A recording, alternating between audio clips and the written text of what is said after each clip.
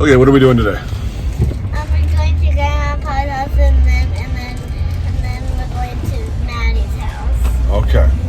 We're going to Grandma and Papa's house so Daddy can work on his old pickup, huh? Yep. Okay, so figured better start documenting my C10 restoration project. Yeah, this all started maybe a couple years ago. I was going to try and just get it running. Well, then in the process of me trying to get it running, realized we didn't have keys for it. So we had to tow it into the shop from being outside. It's got a 250 straight six in it. It's a 1967 Chevy C10 half-ton pickup, just like the one that Trucks did, Stacy did with, called it Copperhead. I don't have the budget, nearly the same budget, so I'm not going to call it Copperhead 2.0. Maybe we'll call it something fun, but it started with, I power washed the engine off last summer. I'll throw a couple photos off. This thing was horrible. I mean, it was so full of cat or mouse crap and everything else. So power washed just literally ever. But so Grandma bought this in 69, 70-ish, and for like $2,000, 1,900, somewhere around there. Had about a couple thousand miles on it at that time. And then it lived on a farm in Plentywood, which there's some Plentywood dirt, for in the 90s. I think it ran till the early or late 80s. Then it was parked and sat. So late 90s, I begged my dad to tow. We towed this thing back down to here, and it's sat ever since. I've had it running a handful of times. Sorry, not 70,000 road miles, not 76. We lost the keys, so I had to drill that out. A big pain in the butt. Bought some keys. Still have the keys. Went in a couple weeks ago. Then, in the process of me trying to figure out how to do the keys so that I could have Brad work on a couple things, I all of a sudden was like, there's a couple things here that obviously I can do, and there's all these tutorials and videos. So what we've done so far is the starter and then a new cable, because my starter, the last couple times I had to pull it, and then the cable was so just corroded. And I had to get the fuel tank out because eventually it's got to go in the back. So, but I had to get the fuel tank out of to clean it out. I know there was some junk in there, and I don't know if my float is. So that's my project for today, is to clean this thing out. Grandpa made the kids put leather seats on. Well, my dad took the seat off the bottom in the 70s. Of course, that's what happened to it.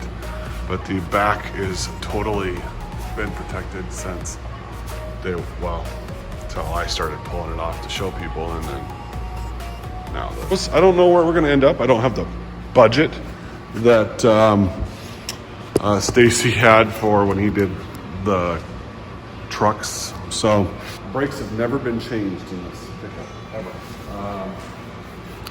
For whatever reason, Grandpa didn't change brakes, and so my dad said that it was grinding in the mid-70s, and so he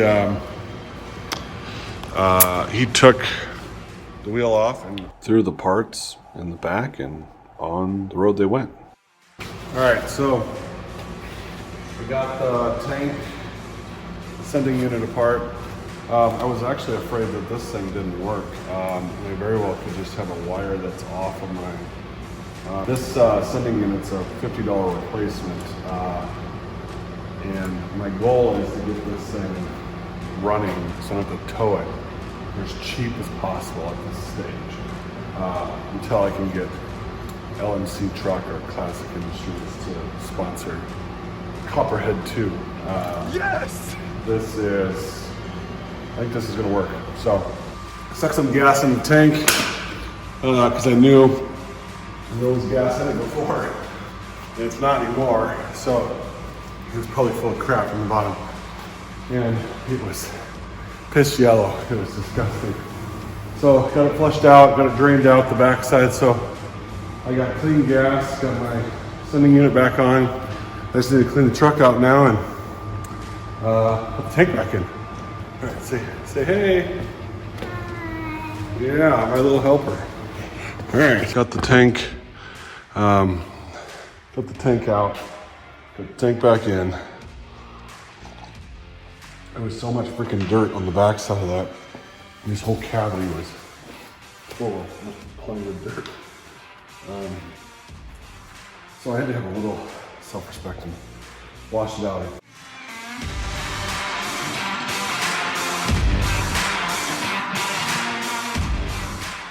For a very long time. But we put it in a barn so that we could call it a barn find. So we pulled it out of the barn.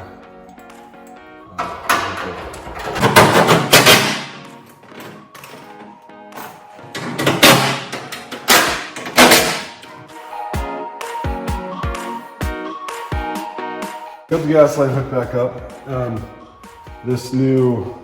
The mount for this was shot. So for the solenoid, so it was flopping all over the place, and it looked, and it wasn't very expensive to replace that. So at least I know now I've got hot there. The other thing I'm running into over and over again is the wires alone are so corroded and so crappy that they're breaking, like literally breaking as I'm moving them sometimes. And so I have no doubt that that's a huge factor in my spark situation. Pick up a couple wire things. So I got my buddy Nick over at Wired. He's going to have some FaceTime on this thing for sure, as soon as I can get it over to him. So next on my list, or just first up on my list of things to do once I get it running, well, obviously I gotta get brakes. I can't do a dang thing without getting my brake situation fixed. And then the first stop after that's gonna be to John Bonner to put a windshield in this thing. Gas specialist.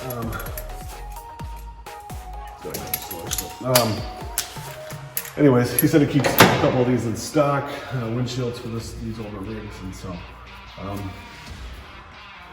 make sure to stop by and see him. I should start taking sponsors and maybe get this thing running sooner than later. So I'm gonna have several videos over the next couple, probably years, but these next couple are gonna be just a process of getting this thing running. Dang it, I dropped the other one. Literally dropped the other one.